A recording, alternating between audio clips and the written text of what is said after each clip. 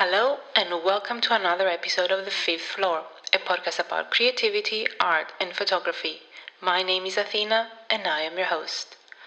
So, I've recently watched an interview of Billy Corgan, the frontman of Smashing Pumpkins. Smashing Pumpkins is a 90s alternative rock band for those who don't know, and he was talking about how it was kind of expected from him to look and act in a certain way as a member, or to be more precise, the frontman of an alternative rock band in the 90s, even though he was kind of in a different, let's say, mental state, life phase, and so on. And so I've started thinking why these stereotypes around artists exist. What kind of stereotypes have we been fed with? How do these stereotypes affect our mental health, those who follow us, our life? How this affect emerging photographers and artists, and how can we or should we navigate through this in order to not freeze, to start, to keep going, to not stop? And as we do here, if something is bothering us, we try to understand it and find some answers. So today, we're talking about stereotypes.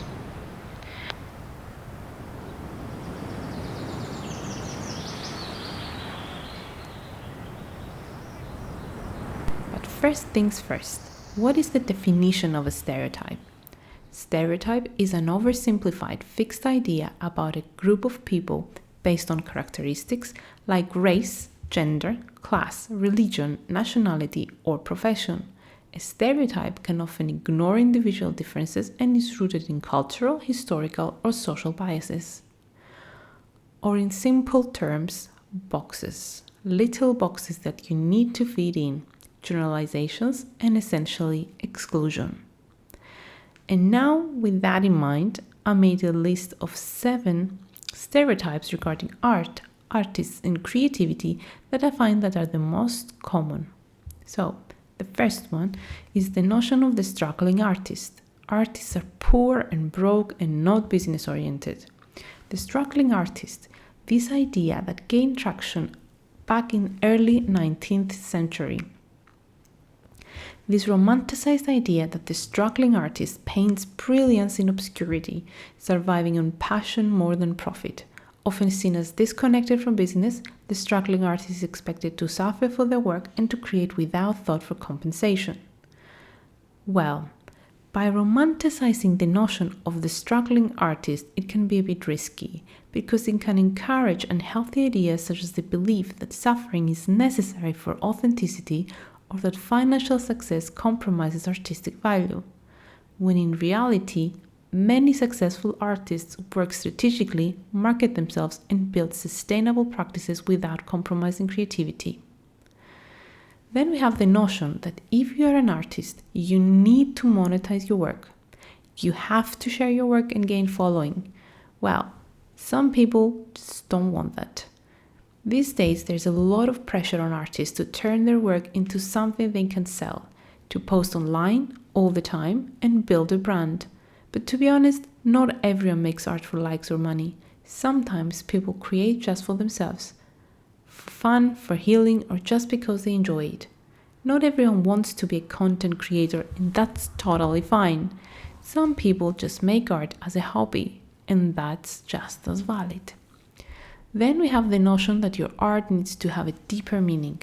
The idea that art must always have some grand, deeper meaning is a trap. Art doesn't owe anyone a message. Its existence is enough. Some creations are born from instinct, from play. How many times have you heard a musician saying, "I was playing with my guitar and I was trying things, and then somehow a song emerged"? There was no intention for a deeper meaning, or to impact anyone, or comment on anything. Sometimes art comes out from playing and the need to create. Meaning usually comes after the work is done and is shared with an audience. The interaction with the audience and the reaction they have is what sometimes shows the artwork's meaning and the impact it has. And that is why it's sometimes difficult for artists to share their work. And if you don't believe me, maybe you will believe David Bowie. David Bowie said in an interview that most artists feel a lot happier discussing the process of what they do rather than what it actually means. He said that he knows so many painters who title their works after they have done them, which is a real giveaway, Essentially, the name comes afterwards when the painting is done, when they can distance themselves from it and give it a meaning and see what it has to say. So, don't overthink it and ask for a message from the start. As we said in another episode, at the end of the day, the artwork becomes whatever it wants to become. You're just the vessel. Then we have the notion that you have to be just one thing. And what do I mean with that?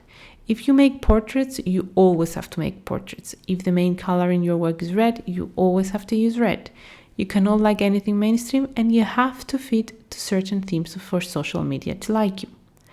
There is often an unspoken pressure to stick to one style, subject or aesthetic, to be consistent so your work fits neatly into a feed. But creativity doesn't always follow a single path. It is natural for your art to shift, to change, and to evolve across different forms, themes, and moods. I mean, you shift, you change, you evolve. How can your art remain the same? And at the end of the day, your work is consistent because all your work was created by you. Then we have the notion that you're born with it, otherwise leave it, talent only. Some people think you're either born with talent or you're not, but that idea isn't really true, and it can stop people from even trying. Art is something you can get better at over time if you put in the work. Calling it just talent leaves out all the practice, mistakes, and learning that go into it. Calling it just talent, it actually excludes a lot of people who want to try, to practice, to experiment. Science also shows that our brains can change and adapt. It's called neuroplasticity. That means we can actually develop new skills, including artistic ones, by practicing and sticking with it. So if someone isn't a natural at art, that doesn't mean they never will be. It just takes time and effort like any other skill. Then we have the notion that art is only for the young. There's this idea out there that art is something you have to start when you're young. Like, if you didn't pick up a paintbrush at age 5, you missed your shot. But honestly, that's just not how it works. Creativity doesn't have an age limit. Some people actually find their voice way later in life, once they have lived a bit and have more to say. Your experiences, your perspective, all of that fits into your art. So this whole "it's too late to start" thing, total myth. If anything, getting older can make your work even stronger. And the last one for today, because obviously the list is not exhaustive, archetypes. This curse. You have probably seen all these familiar artist types that show up again and again. They're almost like characters in a movie, like the classic rock star party animal who is more famous for the wild nights than the actual work, or the tortured genius creating from pain with people acting like you have to suffer to make real art. The rebellious outlaw, always pushing back against the system, turning their art into a kind of protest. And the sellout, the one who starts off authentic but gets called out for chasing money or fame. And finally, the diva, super talented but impossible to work with, always demanding special treatment. These roles might be exaggerated, but they still shape how we think about artists even today. And the thing is, these labels can be pretty unfair. They box artists in, like once you get tagged as the diva or the sellout, that's all people see. They ignore the real person, the real work. It flattens complex stories into easy headlines and makes it harder for artists to grow or to be seen for more than just the stereotype. Personally, I have struggled and still struggling, to be honest, with most of these notions. First, accepting that creativity isn't something you're necessarily born with. Then realizing that although I made art as a kid, I never saw it as something real. It was just for fun. It took me much later in life to understand that art can be more than that. I used to believe that every piece had to start with a deep meaning or a fully formed plan. I was convinced that you need to have everything planned out before you even start. Well, your art and each project you make, it evolves and it becomes what it needs to become. I've also had to accept that my creative process may not look like anyone else's. It is personal. Our creative process grows and evolves with us, and it takes time. Okay, so bottom line. You don't have to look in a certain way, speak in a certain way, be of a certain age, be broken, damaged, and sad all the time to be an artist. Don't constrain yourself to fit into the tiny boxes created for you. Carve your own unique path, safeguard your health and mental health, and show up as you are. Your art is as unique as you are.